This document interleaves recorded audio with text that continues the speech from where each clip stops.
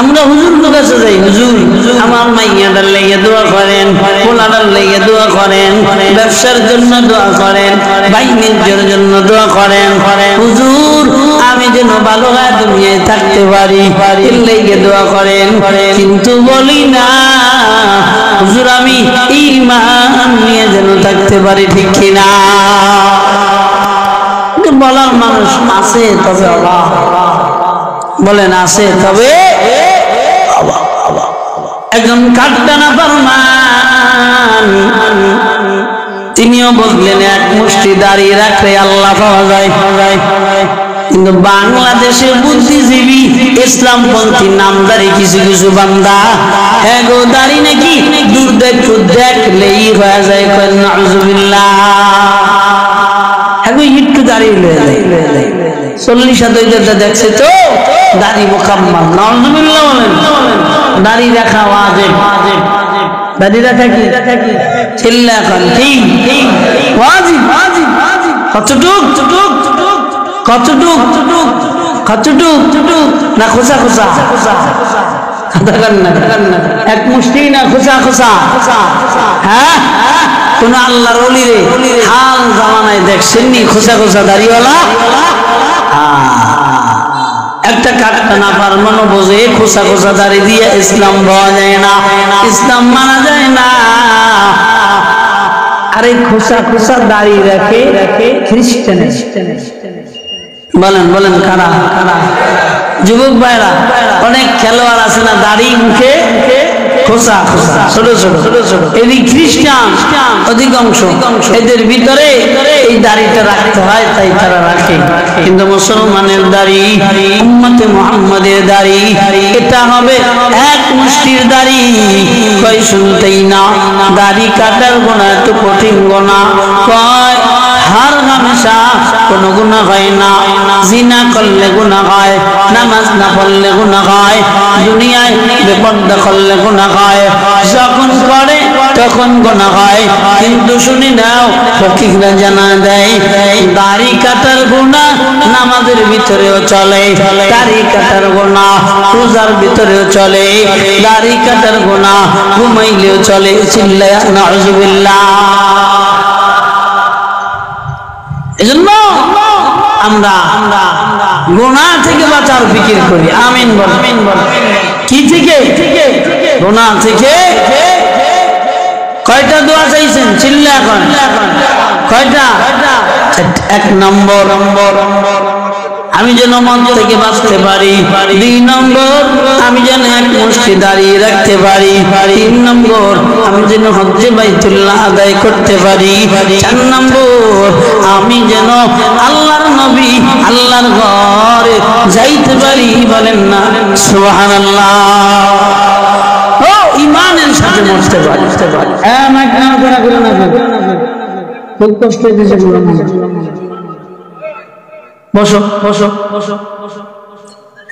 তো 4টা দোয়া চাইছেন বাঁচার জন্য, আল্লাহ কবুল করে নিয়েছেন। সুবহানাল্লাহ। হঠাৎ করে বান্দা অসুস্থ হসপিটালে, ইতিমধ্যে সব ডাক্তার বোর্ড বসছে যে এর এত সুস্থ করা সম্ভব না।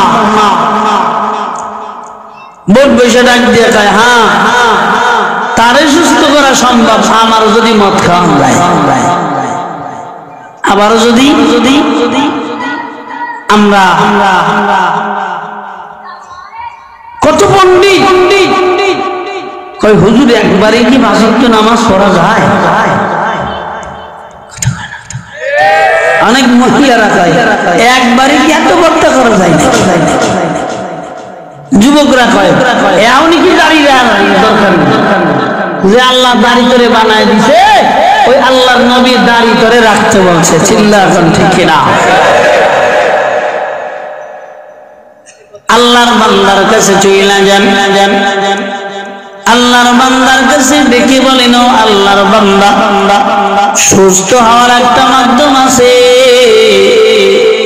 মাধ্যমটা হলো আপনি একটু অল্প অল্প মদ খাবেন, আস্তে আস্তে ছেড়ে দিবেন, তাহলে আপনি সুস্থ হয়ে যাবেন। হযরত ওয়ালা দেখে বলেন, শুনে নাও, এই দুনিয়ার জমিনে মদ না খাইলে যদি মইরা যায় আমার গুনাহ হবে না, মদ খাইয়া যদি বাঁচিয়াও থাকি আমার গুনাহ হবে। আমি এমন গুনাহ নিয়া এই দুনিয়ায় আমি আর বাঁচতে চাই না। আমি মরব গুনাহ মুক্ত একটা জীবন নিয়া, আমি মরব ইমানের হালাতে। চিল্লায়া সুবহানাল্লাহ। পাইছেন? হ্যাঁ পাইছেন? এর নাম তো তাওবা। আরে এর নাম তো গুনাহ থেকে বেঁচে থাকা। আমরা মুখ দিয়ে এখন বলি একটা, আর একটু পরে বলি আর একটা। এর নাম গুনাহ থেকে বেঁচে থাকা নয়। গুনাহ থেকে যদি বাঁচতে হয়, পূর্ণাঙ্গ গুনাহ থেকে বাঁচার ফিকির করা। হ্যাঁ, তা কখনো যদি আবার হয়ে যায়, সঙ্গে সঙ্গে তওবাই নাসুহা করলে আল্লাহ ক্ষমা করে দেয়। চিল্লা এখন ঠিক কিনা? আপনি আমি গুনাহ থেকে বাঁচার চেষ্টা করি না, অথচ জান্নাতে যেতে চাই। বলেন তো গুনাহগার কি জান্নাতে যাইব? হ্যাঁ জানি কার যাইব কারা? আল্লাহ বলেন, ইন্নাল আবরার লাফি নাঈম ওয়া ইন্নাল ফুজ্জারা লাফি জাহিম।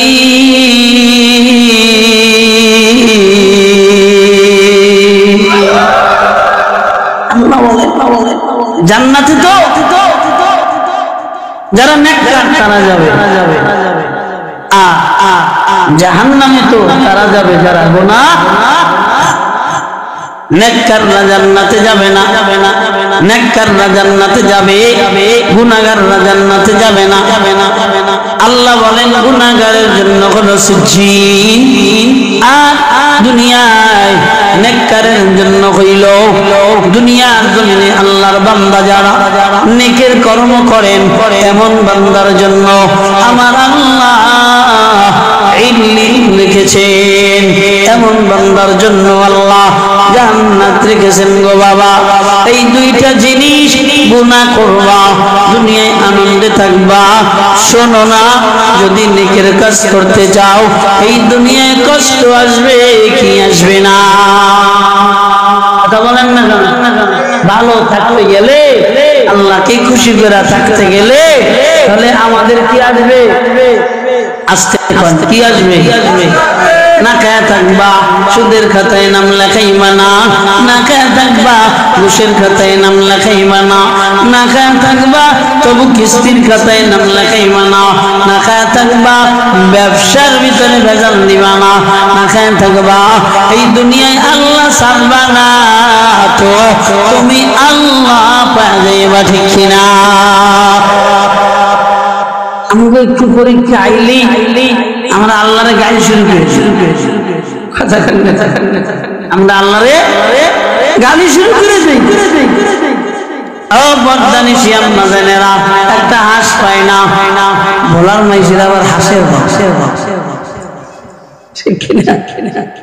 একটা হাঁস পায় না, আইজ একটা পায় না, ভাই কি হইল? কাল বোধহয় ফিরে আসবে। কাল আবার আরো একটা হাঁস পায় না। ঘটনা কি? তৃতীয় দিন আম্মা যান যখন আর একটা হাঁস পায় না, ডাক দিয়া বলে, আল্লাহ শুধু আমার দাঁড়িয়ে কথা না, আল্লাহ শুধু আমারটারই। নাউজুবিল্লাহ বলবেন না।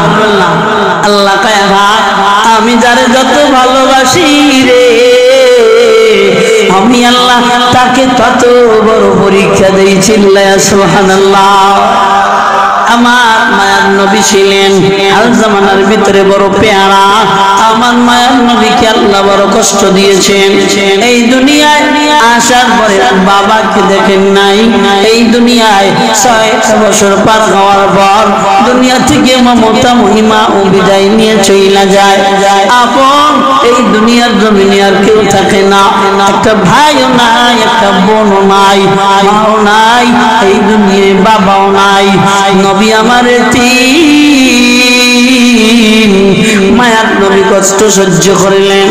মায়ার নবী ইমামুল মুরসালিন হওয়া সত্ত্বেও যেই নবীর চেহারা, যেই নবীর বডির উপরে একটা মাছি মশা পড়া হারাম, ওই নবীকে বেঈমানের বাচ্চারা ছাড়ে নাই, ওই নবীকে কষ্ট দিয়েছে।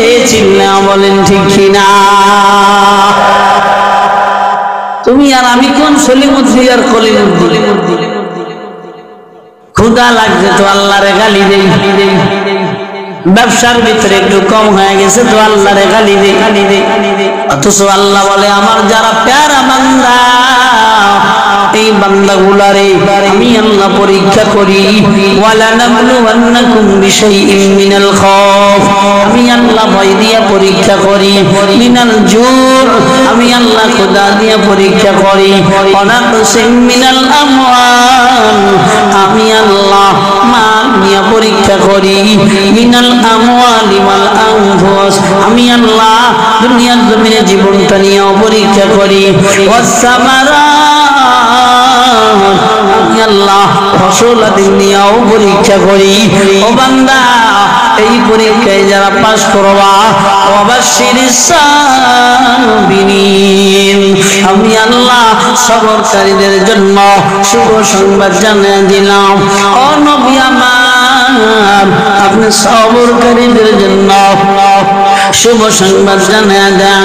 শুধু তাই না, যারা সবরকারী হয় আমি আল্লাহ তাদের সাথী হয়ে যায়। সবর সবর বড় দামি স্বামী, আমি বুঝি না সবর নাই। আল্লাহ পরীক্ষা দিলেন হযরত আইয়ুব আলাইহিস সালাতু ওয়াস সালামকে। وأيوب إذ نادى ربه أني مسني الضر وأنت أرحم الراحمين فاستجبنا له فكشفنا ما به من ضر وآتيناه أهله ومثلهم معهم رحمة من عندنا وذكرى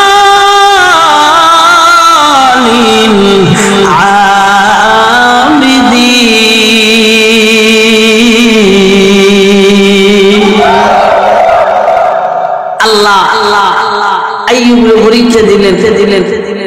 এমন পরীক্ষা হয়, শোনেন, আইয়ুব আলাইহিস সালাতু ওয়াস সালামের সম্পদের কোনো অভাব ছিল না। সব সম্পদগুলোকে আল্লাহ উঠায় নিলেন। সন্তানের অভাব নাই, আল্লাহ সব সন্তানগুলোকে উঠায় নিলেন। কেমনে? মুফাসসিরিন কিরাম বলেন, আইয়ুব আলাইহিস সালাতু ওয়াস সালামের সন্তানেরা মাদ্রাসার ভিতরে লেখাপড়া করতেছিলেন তৎকালীন সময়ের কিতাবের উপরে। এমন ভাবে বিল্ডিং এর নিচে ছিল, ভেঙে গেল, সন্তানেরা সব বিদায় নিয়ে চলে গেল। কিন্তু পয়গম্বর আইয়ুব একটুর জন্য কষ্ট নাই। এক পর্যায়ে শরীরের ভিতরে আল্লাহ সম্পদ শেষ, শরীরের ভিতরে আল্লাহ পচন ধরায় দিল। বাবাজি, আল্লাহর বান্দারা মুফাসসিরিনে কেরাম জানা দেন, এমন পচন আইয়ুবকে ধরে দেয়, আইয়ুবের কলিজাটা জিহ্বাটা ব্যতীত সব পোকে লইরা ফেলাইছে। শরীরের চামড়া গুলা কইজা পড়ে, শরীর থেকে গোশত গুলা কইজা পড়তে শুরু করলেন। ও আব্বাজান, এরপর জবান দিয়া লা ইলাহা ইল্লাল্লাহর জিকির, এই জবান দিয়ে ছাড়েন না। আইয়ুব আলাইহিস সালাতু ওয়াস সালাম এত দুর্গন্ধ হয়ে গেলেন, শরীরের ভিতরে পোকামাকড় দইরে গেল, শরীরটা একেবারেই পয়সা গেল রে বাবা। নিজের বিবি যে কয়জন ছিল অধিকাংশই দুর্গন্ধে বিদায় নিয়ে চলে গেল। কেবলমাত্র একজন বিবি, ওই বিবিকে নিয়ে জীবন যাপন শুরু করলেন। আস্তে আস্তে আর খাবারের কিচ্ছু নাই, এলাকার মানুষগুলো আর সহ্য করতে পারে না, সবাই মিলে ধরে আইয়ুবকে নিয়ে জঙ্গলের নিকটবর্তী ফেলে দেয়। সাথে কেউ নাই, ছেলে নাই, মেয়ে নাই, দুনিয়ার কোনো সম্পদ নাই, কেবলমাত্র রহিমাকেও আগে জানায়া দেওয়া হয়েছিল তাকে নিয়ে যাওয়ার জন্য, কিন্তু একবার যায় বেঈমানের দলেরা আইয়ুব আলাইহিস সালাতু ওয়াস সালামকে ফেলাইয়া রাখেন। এমন জায়গায় ফেলাইয়া রাখছে যেখানে কোনো খাবার নাই, নিজেদের কোনো সম্পদ নাই। আইয়ুব আলাইহিস সালাতু ওয়াস সালাম এই কষ্ট সহ্য করেছেন রে বাজান। মুফাসসিরিন কেরাম বলেন, কেউ বলেন 8 মাস এমন কষ্ট সহ্য করলেন, কেউ বলেন না 8 বছর এমন কষ্ট সহ্য করলেন, কেউ বলেন 3 বছর এমন কষ্ট সহ্য করলেন। হযরতে আইয়ুব আলাইহিস সালাতু ওয়াস সালাম সম্পদ গেলেন, দুনিয়ার জমিন থেকে বিবিরা গেলেন, বাড়ি নাই, ঘর নাই, সব ছুঁয়ে গেল। এরপরে এমন সব আল্লাহর বান্দা পরীক্ষায় পাস, এমন একটা শরীর নিয়া এখন তো আর যেতে পারবে না। আল্লাহ ডাক দিয়ে বলেন, উরকুদু বিরজিলিক হাযা মুগতাসালুম বারিদু ওয়া শারাব।